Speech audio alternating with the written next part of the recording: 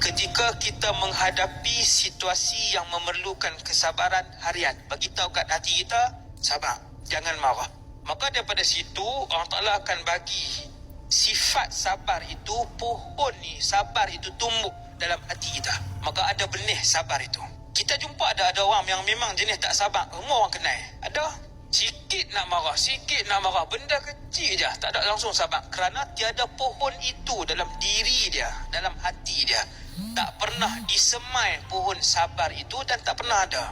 Maka cara dia ialah bila menghadapi situasi yang memerlukan kesabaran, bagi tahu kat diri kita sabar. Bila kita bagi tahu sabar, kita akan tahan hati kita untuk tak marah, untuk tak keluar perkataan yang tak elok. Waktu tu Allah akan gantikan pohon tu. Kemudian dia membesar, dan akhirnya dia menjadi begitu banyak dalam diri kita. Kita akan perasan kita dah boleh mula sabar.